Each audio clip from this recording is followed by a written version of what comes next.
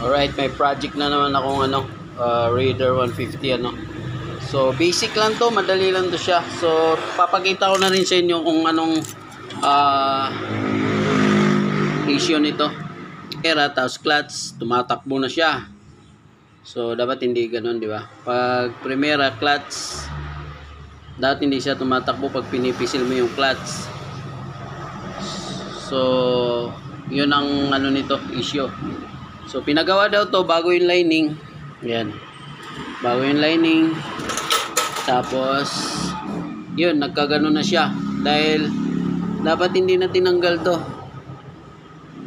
So meron pang ito, tatanggalin ko na talaga to para tatanggalin din tong mga ngipin na to. Papakita ko sa inyo .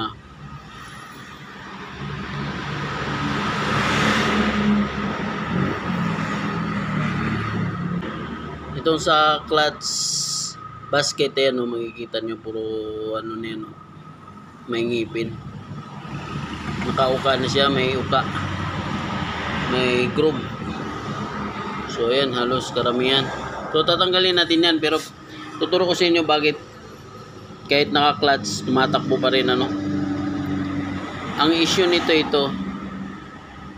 hindi siya maikot kahit persign ko. Kailangan free to. Dapat umiikot to pag hindi pa siya nakaipit yung spring, yung hindi pa inikpitan yung bolt dito, yung 5 bolt dito na may spring. Dapat iikot to siya pag wala yung mga yon. Ayan hindi umiikot to. Dapat umiikot to, free. Dapat free to. So yan lang yung issue niyan. So gagawin na natin, tapos papakita ko sa inyo kung anong dahilan yan. Alright, basta yan ang issue niya. Pag clutch, tumatakbo pa rin. Primera clutch, tumatakbo pa rin. So okay, ayan, tinanggal ko na yung bolt. Saan yung bolt? So ayan ito yun yun, yung bolt, tinanggal ko. Dapat ganito yan siya Dapat ganun siya, umiikot siya habang wala yung mga bolt. Kanina hindi siya umiikot. So check natin dito anong meron. So okay, check natin bakit ganun. Tinanggal daw to, tapos nagkaganon na siya. So naipit siya So check natin, umapit siya dyan. So ayan, i-check natin to, tatanggalin natin. Okay, yan. May babalitan ko kayo pag nailagay na yung lining. Right. So okay, ito bago natin ibalik. So kung matagal ka nang manggagawa ng motor, so alam mo dapat ang sitwasyon dito. So dapat plain to.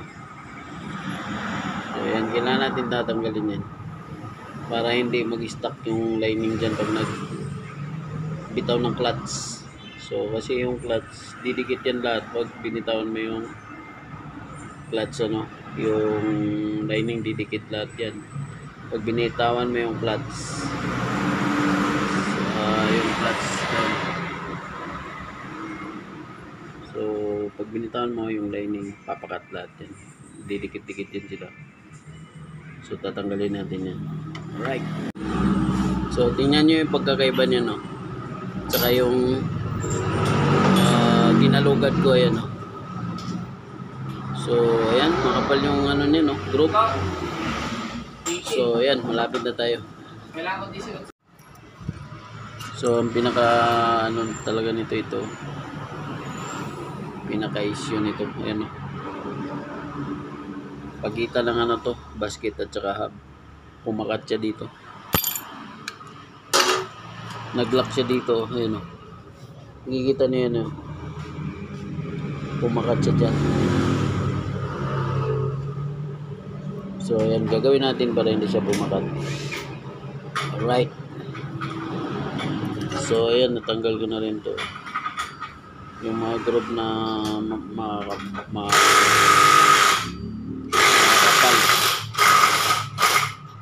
Malaking hiwa. Ayan. Wala na. So, kapit natin. Tapos tingnan natin pag nigpitan natin. Dati iikot tong ano, itong hub, itong axle na to.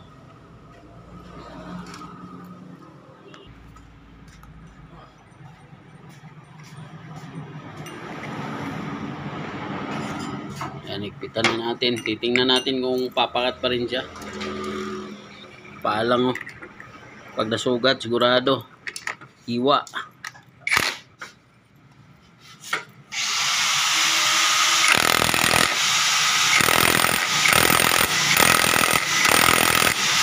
Alright.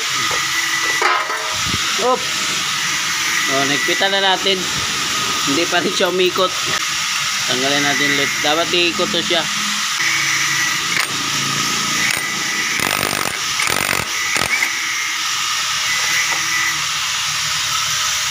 Dapat iikot siyang ganyan. Check natin ulit. So, okay. Nakita ko na yung pinaka-cause nito.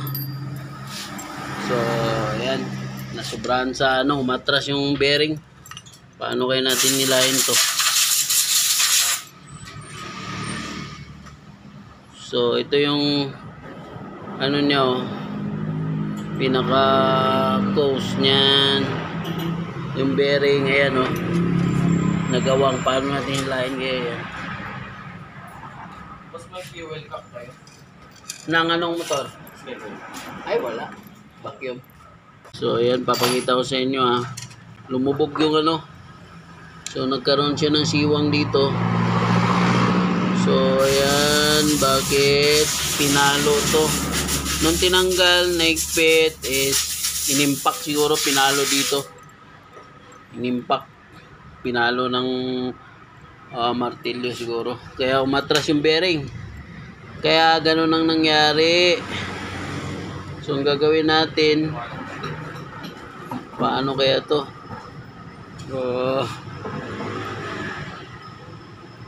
Discarding malupit na lang to. Patulong ako sa kasama ko. Right. So ayan, ayan, nagkaroon siya ng clearance. Ayan, dito. Ayan, dito. Ayan.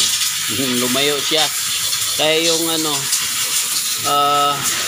natawag nito, yung clutch hub sumasama dun sa clutch basket. So, diskardihan natin. So, okay. Paalala ko sa inyo, ha. Huwag nyong gamitan ng ganitong tools pag nag-pull out dito. Dahil yung bearing umatras dun sa paloob. Paalala lang. So, yan. Ginawan ko na ng paraan to. Para lang mag-play to. Dapat ganito. Ayan o, makita nyo, higpitan ko to para makita nyo kung legit talaga to na gumagalaw. Ayan o.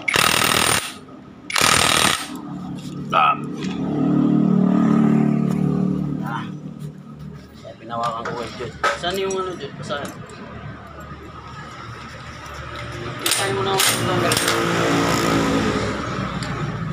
Okay.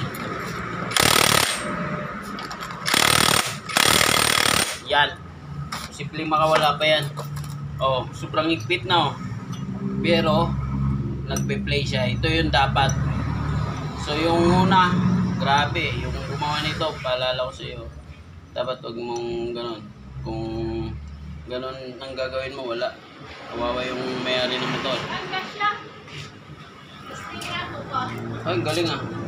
Yun. Paalala ulit. At saka tips na rin sa maggamit ng ganito. Pag gumamit ka ng ganito, dapat wag na.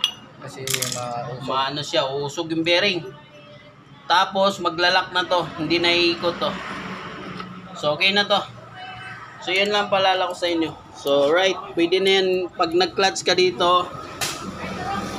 Pag release, kapit na yan. Pag nag-clutch hindi pa tumatakbo. pag-release lang. So okay na to. Oh, shout out pala ako kay Ryan Caberti at saka kay Lito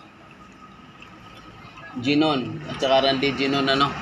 Tsaka sa mayari nito si ano pangalan ng mayari nito? Kapatid ni Randy? Jed? Si Romy. Shout out kay Romy. Okay, okay na yung motor mo. Romy Ginon. Okay na motor. Pwede na kunin. Salamat dito sa katon.